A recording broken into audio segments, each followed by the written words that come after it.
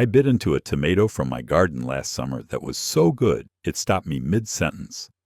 That deep, sweet, sun-warmed flavor that you just cannot find at any grocery store.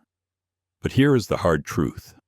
Most gardeners never get to experience that moment because they are killing their tomato plants slowly without even realizing it. The mistakes are subtle. They seem harmless. And by the time you notice something is wrong, the damage is already done.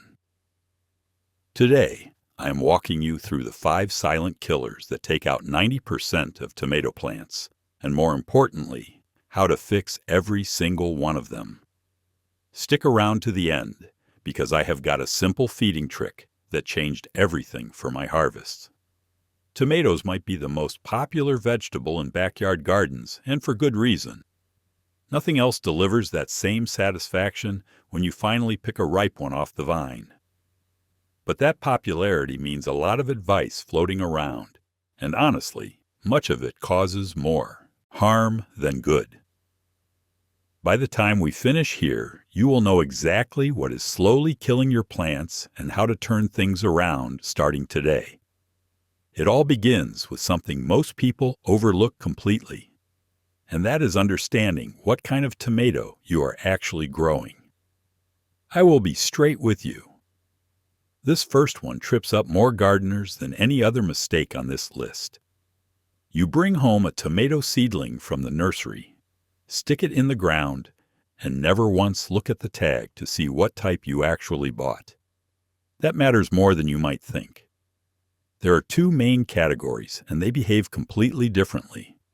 Determinate tomatoes grow to a set size and then stop. They put out most of their fruit within a few weeks, which makes them fantastic for canning or if you want a big harvest all at once. They stay compact, they work well in containers, and they do not need much fussing over. Indeterminate tomatoes are a different animal entirely. These keep growing and producing until frost or disease finally takes them out. They can reach 8, 10, even 12 feet tall if you let them. They need serious support and regular pruning, or they turn into an unmanageable jungle. Here is where the killing starts. If you treat an indeterminate tomato like a determinate one, giving it a flimsy little cage and ignoring it, you end up with a tangled mess that touches the ground, invites disease, and produces far less fruit than it should. If you heavily prune a determinate tomato thinking you are helping it, you actually remove the growth that would have produced your harvest. Know what you planted. Check the tag. If you lost the tag, search the variety name online before you do anything else. The other type question is simpler, but just as important. Are you growing a tomato you will actually enjoy eating? Cherry tomatoes are sweet and prolific. Romas are meaty and perfect for sauce. Beefsteaks give you those big slicing tomatoes for sandwiches. Heirlooms offer incredible flavor and beautiful colors but can be fussier to grow. Pick varieties that match how you actually eat tomatoes, not just whatever looked nice at the nursery. You have got your tomato type figured out. Now you need something to hold it up, and this is where I see gardens turn into disaster zones every single summer. The wrong support system does not just look bad. It actively damages your plants and invites the diseases that kill them. Those cheap cone-shaped wire cages you find at every garden center are barely worth the metal they are made from. They are flimsy, they are too small, and that cone shape means less support at the bottom right, where you need it most. I have watched fully loaded tomato plants topple those cages right over in a moderate wind. Once your plant hits the ground, you are fighting an uphill battle against soil-borne disease for the rest of the season. What you want instead is something cylindrical with a wide base. I have had great luck with heavy-duty round cages that give support all the way down.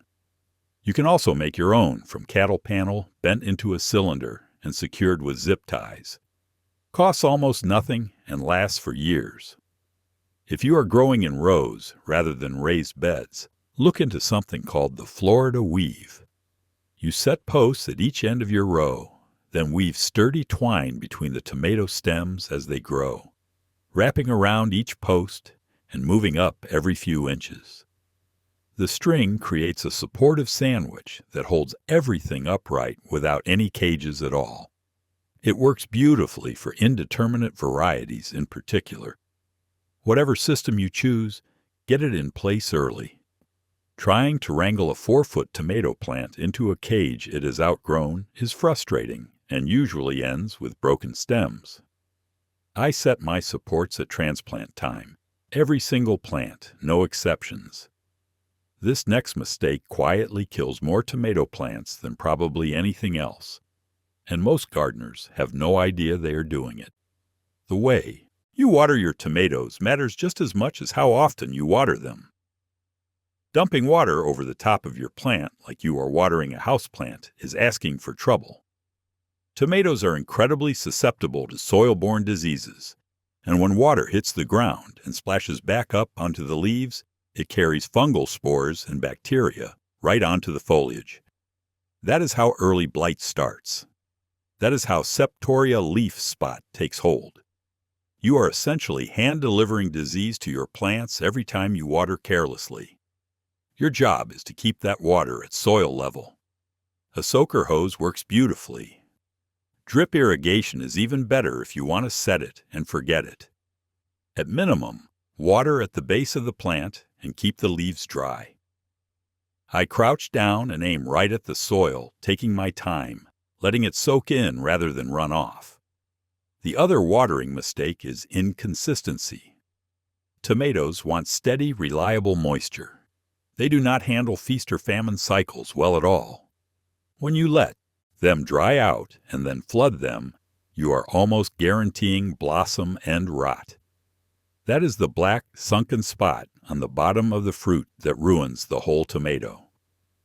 People think it is a calcium deficiency, and technically it is.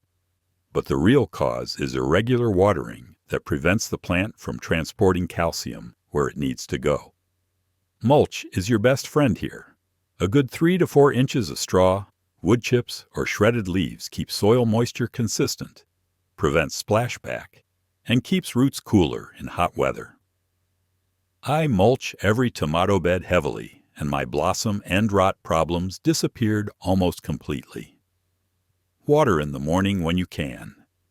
It gives the foliage time to dry before evening, which reduces disease pressure. If morning does not work for your schedule, evening is fine. Just avoid watering in the heat of midday when half of it evaporates before it reaches the roots.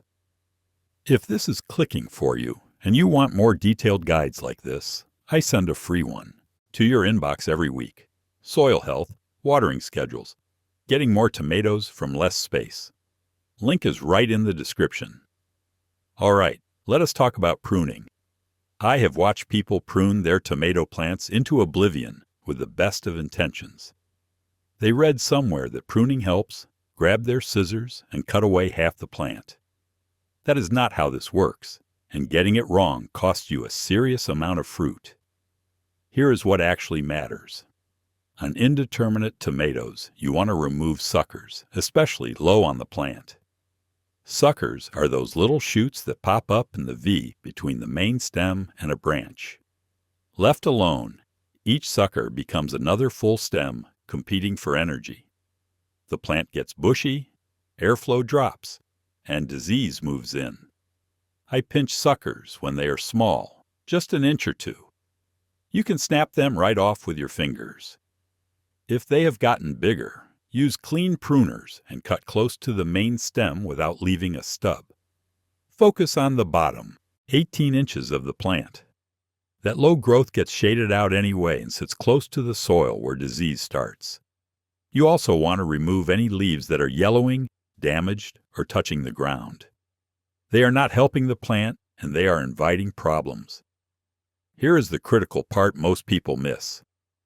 Do not top your indeterminate tomatoes by cutting off the main growing tip unless the season is almost over and you want to push the plant to ripen existing fruit. That top growth is where new flowers and fruit come from. Cut it off too early and you have capped your harvest for no reason. Determinate tomatoes need much less pruning. Remove damaged leaves and anything touching soil, but leave the suckers alone. Those suckers are going to produce your fruit. Heavy pruning on a determinate plant means fewer tomatoes, plain and simple. After 30 years of growing tomatoes, I have learned that most feeding problems come from doing too much rather than too little. People dump fertilizer on their plants thinking more food means more fruit, and they end up with huge, bushy plants that barely produce anything. Tomatoes are heavy feeders, that part is true, but they need the right nutrients at the right time. Too much nitrogen early in the season pushes tons of leafy green growth at the expense of flowers and fruit.